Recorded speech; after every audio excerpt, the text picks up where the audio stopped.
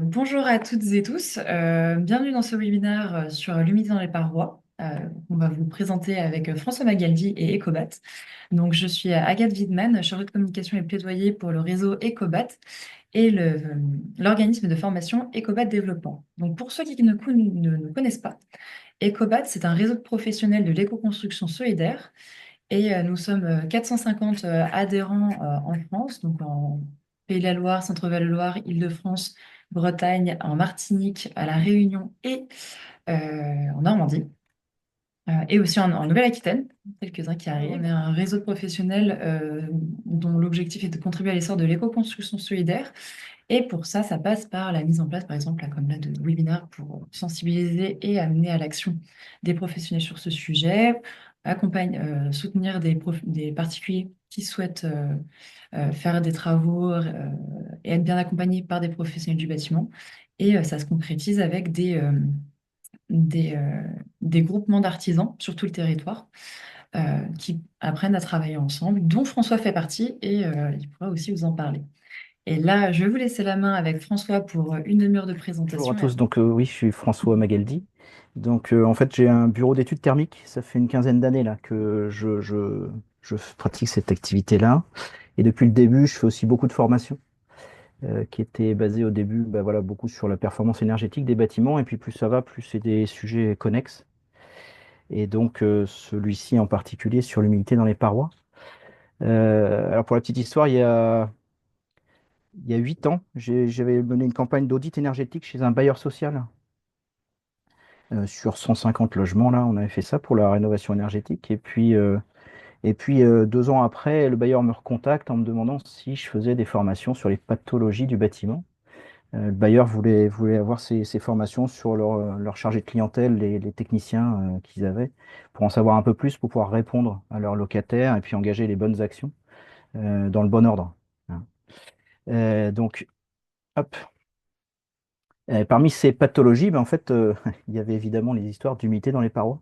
Alors, je vais vous montrer le résultat du petit sondage qu'on a lancé au tout début. Tout le monde n'a pas pu participer, mais ça donne une bonne idée, là, en fait, qui correspond exactement à la problématique qu'ils avaient. En fait, eux, une majorité des pathologies qu'ils rencontrent sur le terrain, c'est lié à de l'humidité. Alors, cette formation-là, au départ, le bailleur social, fallait une formation. On en a fait deux, puis on en a fait trois. On est intervenu, on a été contacté par un autre bailleur social. Là, on en a fait 8 avec eux. Et la dernière, avec encore un autre bailleur social, c'était il y a 15 jours. Et en fait, il y a 15 jours, pareil, hein, c'est les mêmes constats, c'est exactement le sondage qu'on a fait là, avec votre expérience, ceux qui ont répondu là. Effectivement, entre 50 et 75% hein, des problèmes de pathologie, c'est de l'humidité.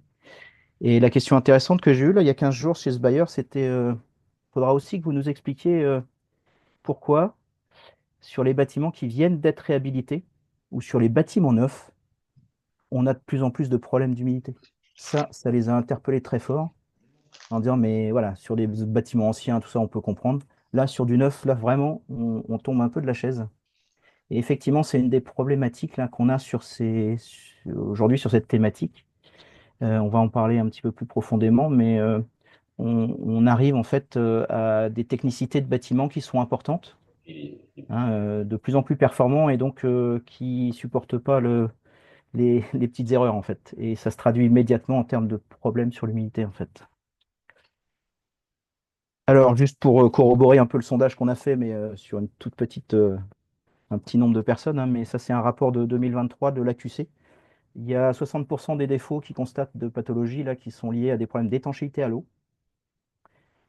Et il y a d'autres défauts qui sont liés à des histoires de condensation, de défauts d'isolation, de défauts d'étanchéité à l'air, qui sont pas du tout dans la même proportion. Hein. C'est en dessous de 10% là, ces défauts. Par contre, ce qu'ils constatent aussi, eux aussi, c'est une hausse de ces défauts-là, hein, de ces problématiques qui sont liées à la technicité des bâtiments.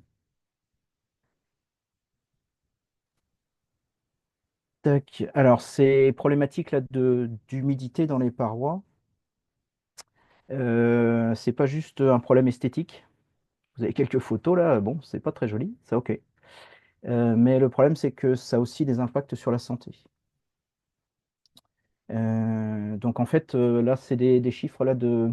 Il existe un réseau de conseillers médicaux en environnement intérieur, qui sont des médecins dans les CHU.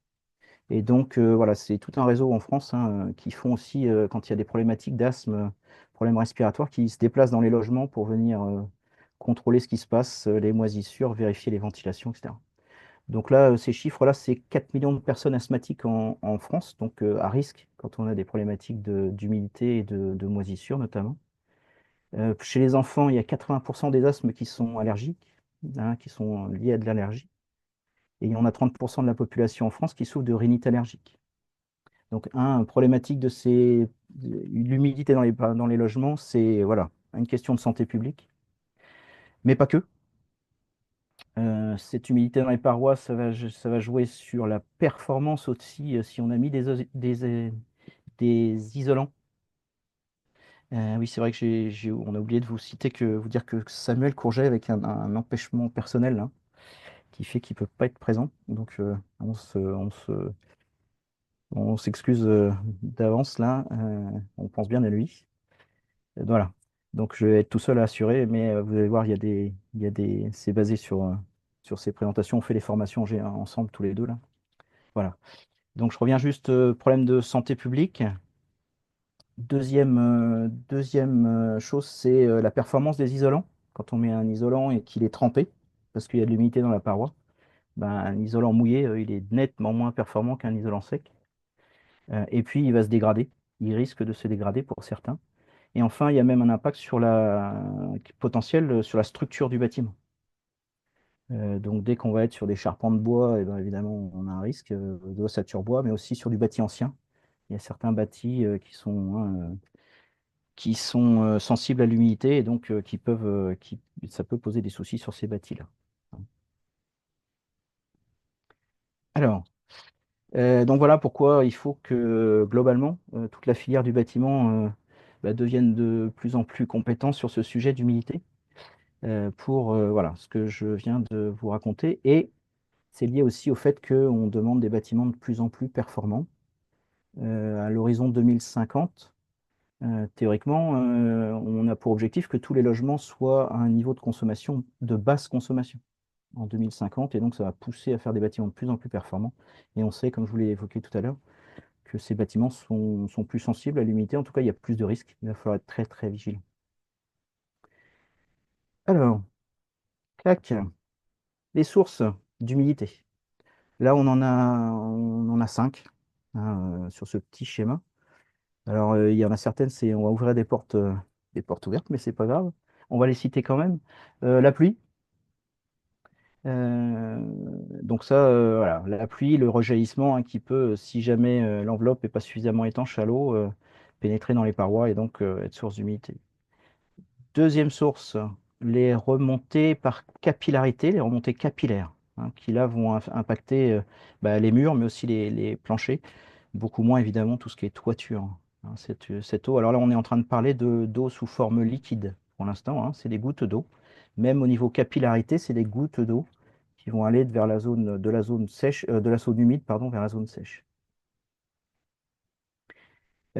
Troisième source d'humidité, c'est l'eau contenue dans les matériaux. Alors ça, cette eau contenue dans les matériaux, c'est quelque chose qui va pouvoir commencer à nous embêter sur les chantiers. Vous pourrez regarder sur le site de l'AQC, là il y a quelques photos un peu explicites de chantiers en cours, où quand on arrive à un stade où on arrive à des stades sur les bâtiments qui sont étanches à l'air, mais pas encore terminés, donc pas encore de ventilation, pas encore de chauffage sur le chantier. Et là, on a des phases où on peut amener énormément d'humidité par certains matériaux qui vont générer des problématiques dans les parois et qui peuvent durer bien plus longtemps que le chantier quand on va fermer ces parois et si on enferme tout ça, si on n'a pas une capacité d'assèchement des parois en fait. Donc c'est aussi une problématique là ça fait partie des problématiques qui commencent à augmenter avec les bâtiments performants, très isolés et étanches à l'air. Quatrième source, les inondations, les accidents domestiques. Là aussi, c'est pas une nouveauté, c'est 500 000 sinistres par an, ça.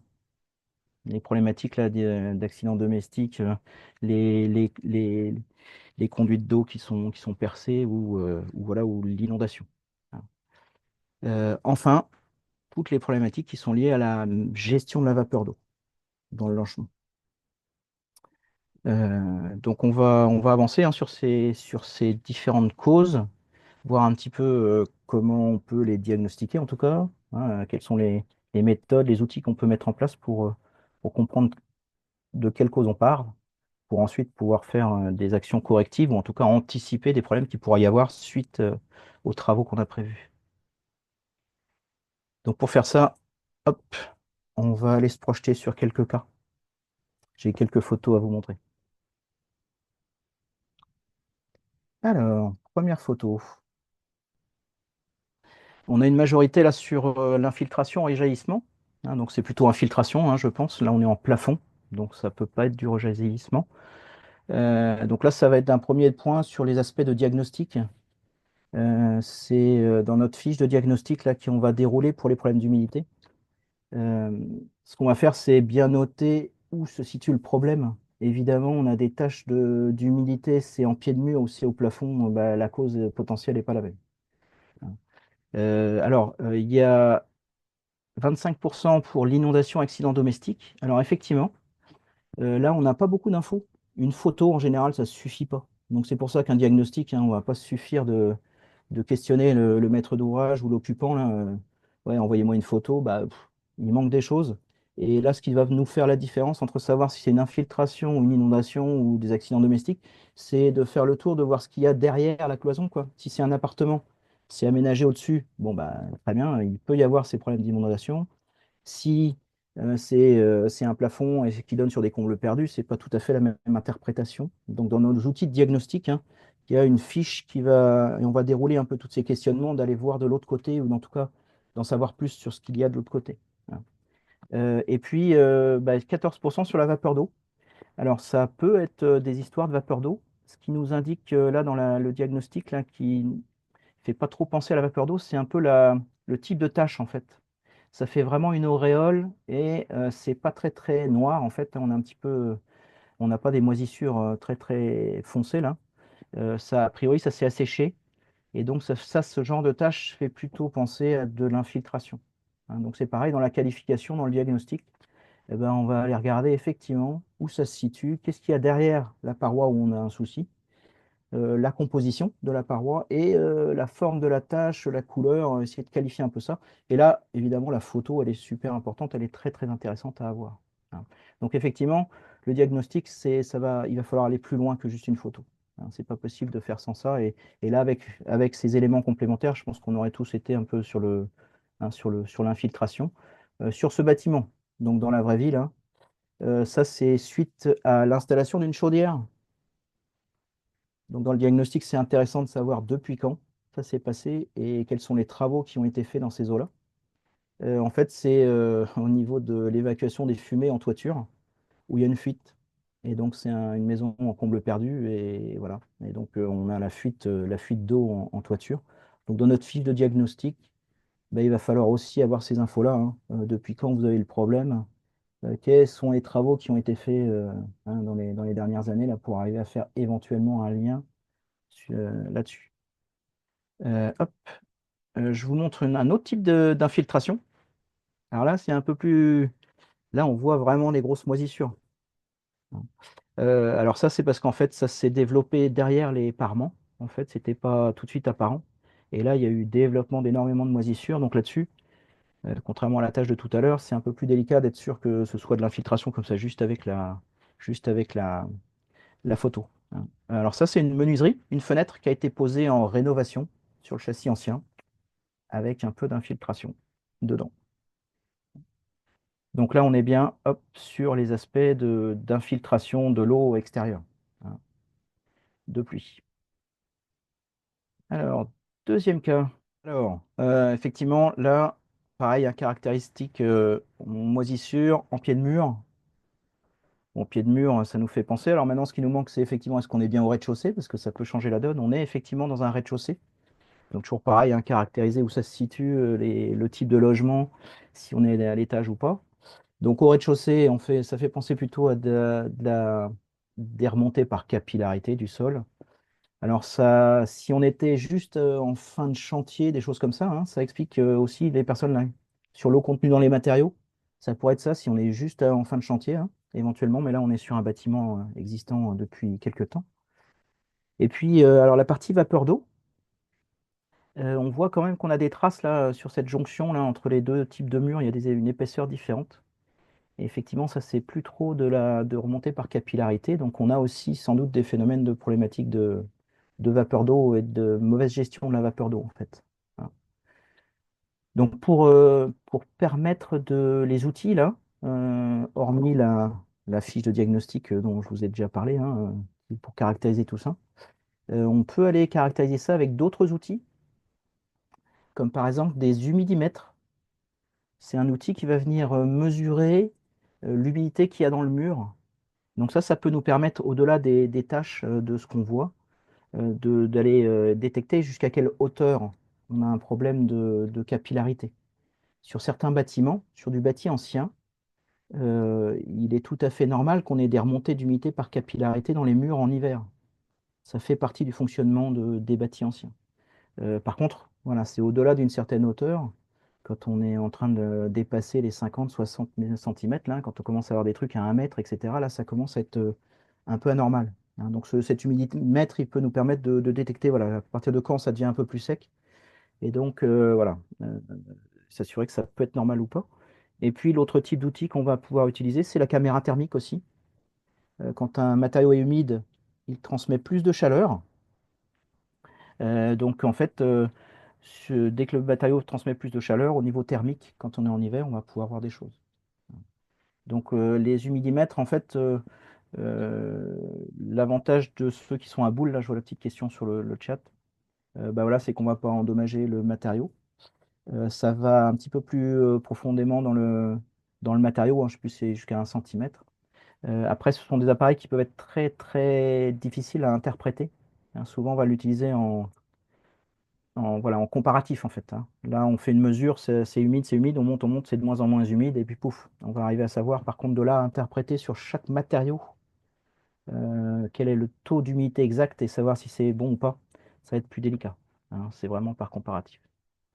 Donc voilà, alors, sur la petite histoire, la cause réelle, là, en fait, pareil, il faut aller voir de l'autre côté du mur, c'est le mur qui est côté extérieur, qui donne sur l'extérieur, et en fait, le terrain naturel, est à peu près au niveau de la tâche là.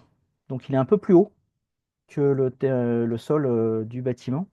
Et donc bah, ça amène pas mal d'humidité là dans ce pied de mur là. Donc là on est vraiment dans un contexte enfin je dis semi-enterré, très peu enterré, mais avec un apport d'humidité là, hein. Donc c'est vraiment de la capillarité. Donc là qu'est-ce qu'on a à faire? Bah, c'est déjà traiter un peu l'extérieur, l'apport d'humidité trop important, hein, venir voilà, redescendre le terrain naturel, drainer si besoin, et puis voir comment ça va évoluer. Tac. Donc là, on est bien sur des histoires de remontée capillaire. Euh, la gravité par rapport à la structure du mur, hein, ça va dépendre du type de mur sur lequel on est en train de travailler. Là, ça pose pas trop de soucis sur le mur sur lequel on était, mais sur certains bâtiments, si on était en ossature bois ou sur du bâti ancien, là, des pierres assemblées à la terre ou de la terre comprimée, là, ça pourrait être assez grave. Mon fameux bailleur social a dit il y a 15 jours. Eux, ils avaient des remontées par capillarité dans des bâtiments en ossature bois qui datent d'il y a 2 ans. Donc eux, ça les inquiétait un petit peu, ils avaient raison. Donc voilà, là, il faut bien qualifier le problème et d'où est la malfaçon. Ces problématiques sont assez connues depuis très très très longtemps, hein. Les remontées par capillarité, ce n'est pas nouveau. Donc normalement, dans les règles de l'art, c'est adressé en fait, sur les bonnes pratiques pour éviter ces remontées par capillarité quand on construit du bâtiment neuf. Bah, troisième cas, c'est le dernier. Voilà. Bon, 97% pour l'histoire d'humidité, hein. Oui, bon, c'est en tête de mur là, donc capillarité non, vraiment des moisissures. On voit qu'on est dans une salle de bain. Bon, si ça se trouve, je me rappelle plus si elle était, s'il y a une fenêtre ou pas, mais voilà. Donc effectivement, c'est des problèmes de gestion de la vapeur d'eau, ça. La vapeur d'eau, ces problèmes d'humidité, là, cette vapeur d'eau, il y a deux paramètres qui font que la vapeur d'eau risque de se condenser.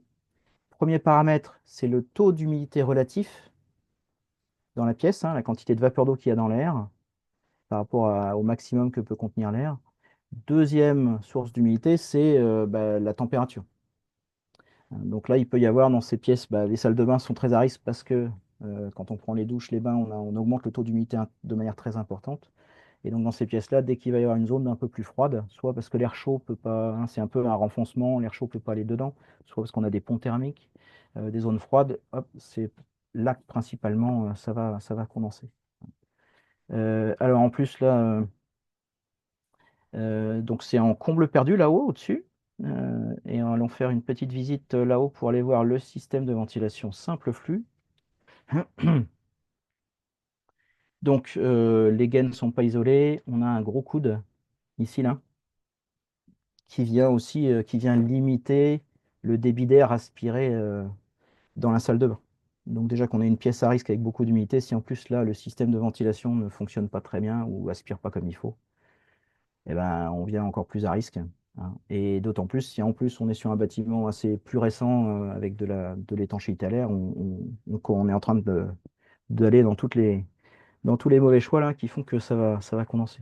On remarquera aussi que cette ventilation, l'extraction d'air de la ventilation est pas branchée à la gaine, ça s'est déconnecté. Donc là on est en train de cracher tout l'air chaud dans une zone froide avec aussi des risques de condensation sur la couverture et ça, les gouttes vont retomber sur les isolants là et peuvent générer des traces là de un peu comme les auréoles qu'on a vu tout à l'heure sur l'infiltration. Donc là on est bien cette fois-ci encore sur enfin cette fois-ci on est sur un problème de gestion de la vapeur d'eau.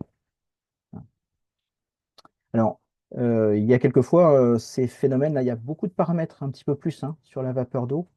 Il y a un peu plus de paramètres qui peuvent, enfin de causes potentielles qui vont faire se condenser la vapeur d'eau. Donc souvent, il va falloir un petit peu plus d'investigation, on va être un peu moins sûr de nous dans ces problématiques-là.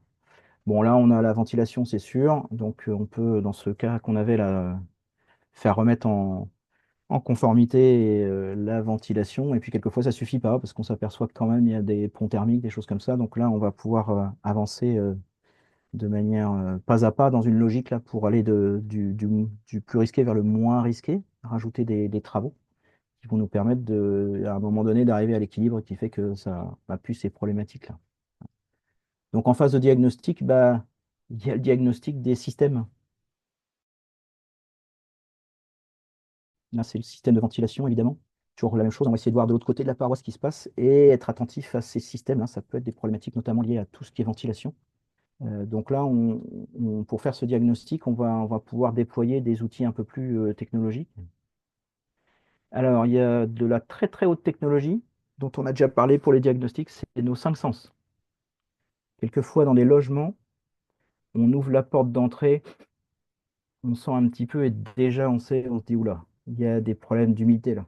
Hein, c'est un bon sens. Il y a l'œil évidemment, les photos qu'on peut prendre, et puis il y a la main. Hein, au toucher, on peut déjà se faire quelques idées. Vous allez avoir les fiches de diagnostic. Donc là, celle-ci est importante, hein. Les fiches de diagnostic, c'est important de s'en établir une. En fait, sur toutes les problématiques, souvent, on a tous un défaut, toutes et tous, c'est de sauter à la solution très très vite et quelquefois sans avoir tout bien compris de la problématique. Et là, ça fait faire des travaux qui ne vont pas être forcément les bons. Et ça nous fait perdre du temps. L'avantage de la fiche, c'est qu'on va dérouler tous les points à vérifier et puis systématiquement, on les regarde.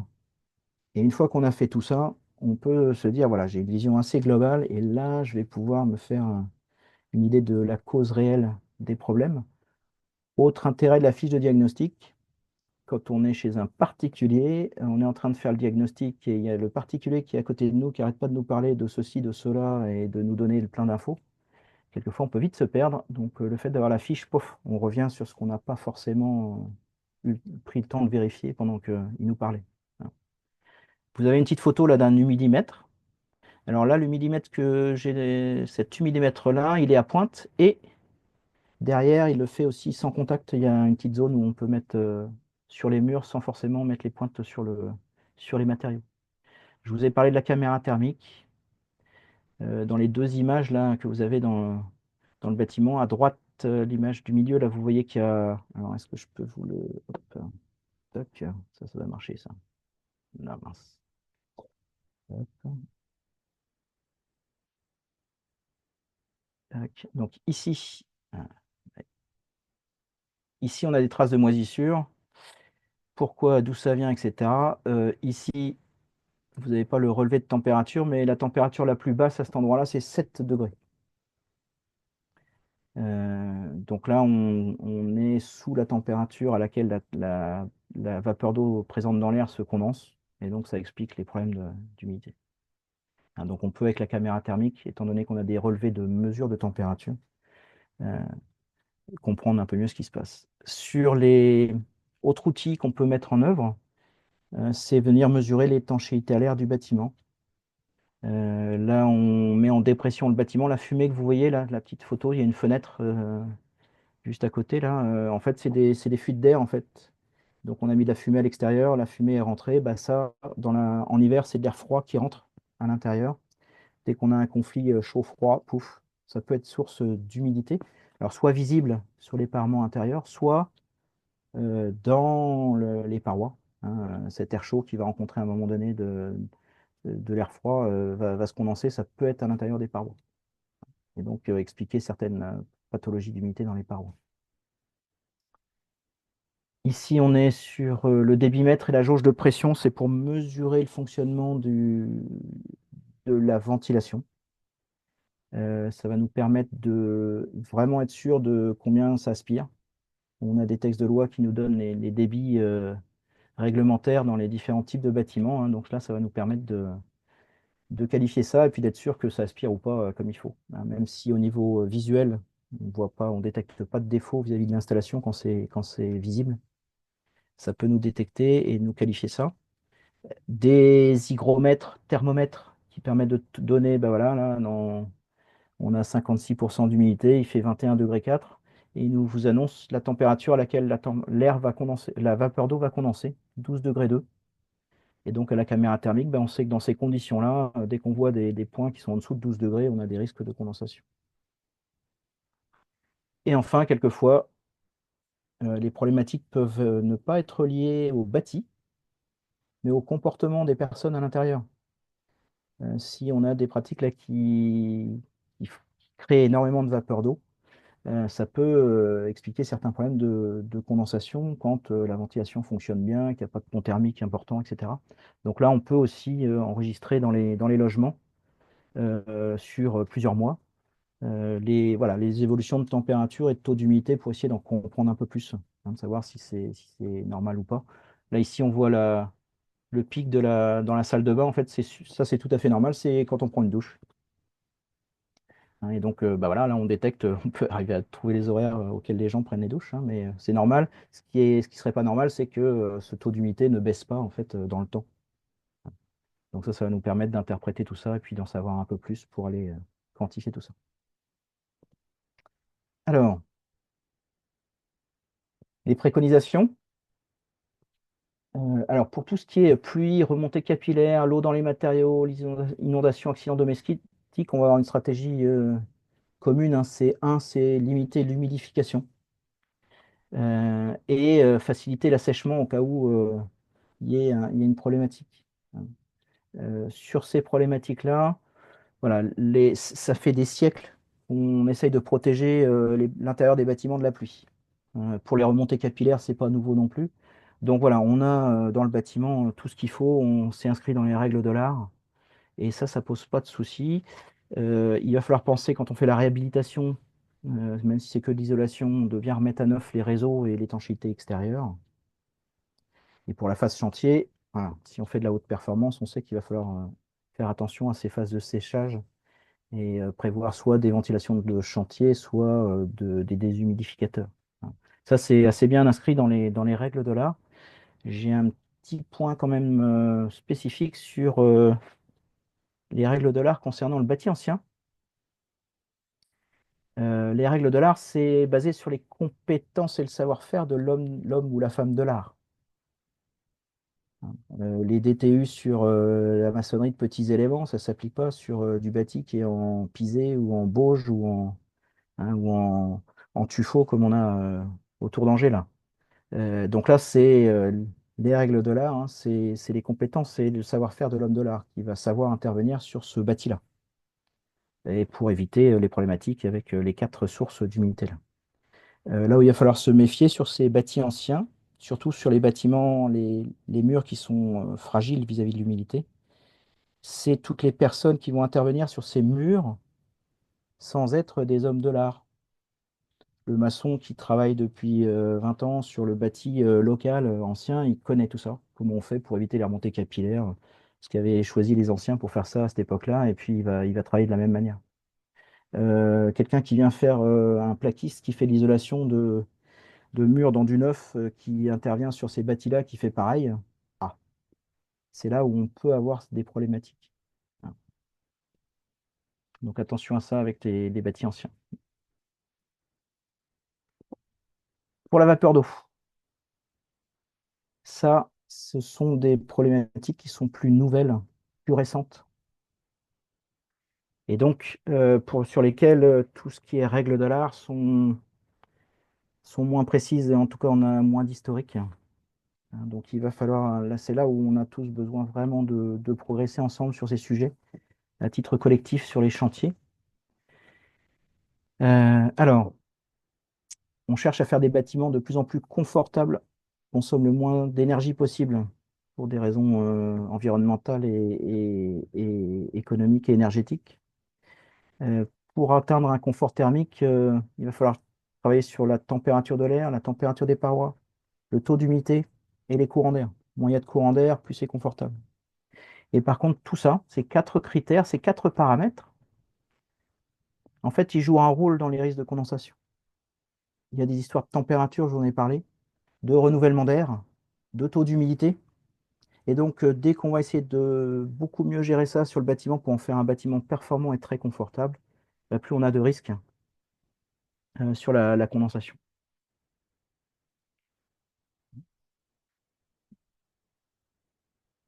Tac. Euh, Quelquefois, on a un intérêt, c'est que quand il y a des problèmes qui sont faits sur des bâtis anciens, ça peut se résoudre un peu tout seul, entre guillemets. C'est une blague, hein, c'est du deuxième degré, mais voilà, ça peut aller assez loin, hein, ces problématiques sur d'humidité dans les bâtiments qui sont sensibles, quoi.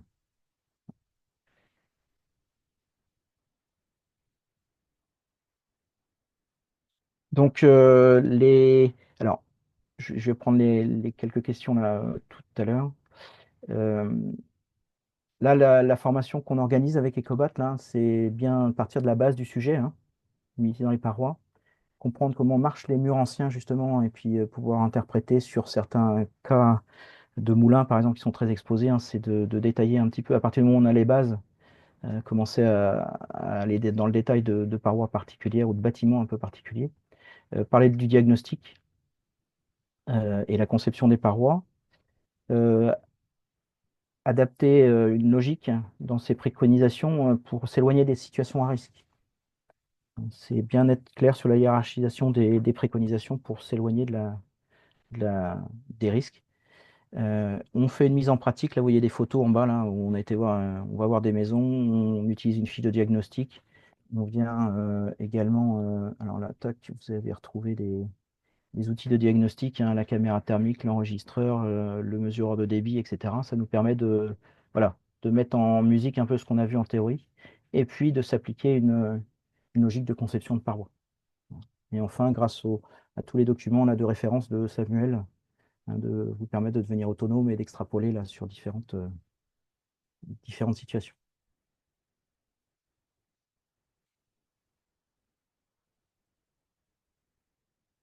Ces problématiques de gestion, de migration de vapeur d'eau, là, c'est passionnant parce que chaque cas est un peu différent, hein, donc c'est pour ça qu'il faut apporter une pratique assez rigoureuse, hein, dans le diagnostic. Mais par contre, voilà, c'est intéressant et ça résout des vrais problèmes. Hein. Notamment, je vous ai parlé au tout début, hein, de santé, de confort. mais aussi c'est la clé pour la pérennité de nos bâtiments. Donc, voilà, c'est des formations qui sont intéressantes et importantes à diffuser, quoi. Bonjour. C'est Bonjour bon. à tous. Merci François Magaldi pour cette super présentation de la formation Humidité dans les parois du diagnostic à la préconisation. Euh, Juste pour faire un petit point sur cette formation donc à Sainte-Pazanne le 22 et 23 avril. Pour le financement des formations, elle est prise en charge bien évidemment par les OPCO, donc les opérateurs de compétences. Donc n'hésitez pas si vous avez des questions sur comment financer la participation à cette formation, c'est avec plaisir que j'y répondrai. Donc on vous enverra un petit mail là-dessus et puis voilà. Donc je laisse la suite du coup. On a juste une question, savoir si ça peut être financé par le CPF.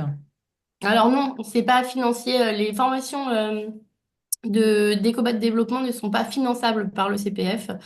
Seulement, donc si vous êtes salarié ou travailleur non salarié, ça peut être pris en charge par le fonds de cotisation des entreprises. Vraiment, la moindre question, vous n'hésitez pas. C'est une formation qui est hyper intéressante et est présentée animée par deux pontes de l'humidité dans les parois. Donc, voilà, je vous passe la main. En effet, en plus, il y a Ingrid qui est dans le chat avec nous et qui disait qu'elle elle a fait cette formation donc, en 2024, alors, si je ne me dis pas de bêtises, et qui recommande cette formation. En tout cas, merci beaucoup François pour cette présentation, pour tous Merci. ces apports de connaissances et on vous invite à rester en contact par la suite. Merci à Bonne tous. journée à toutes et tous. Au revoir. Au revoir.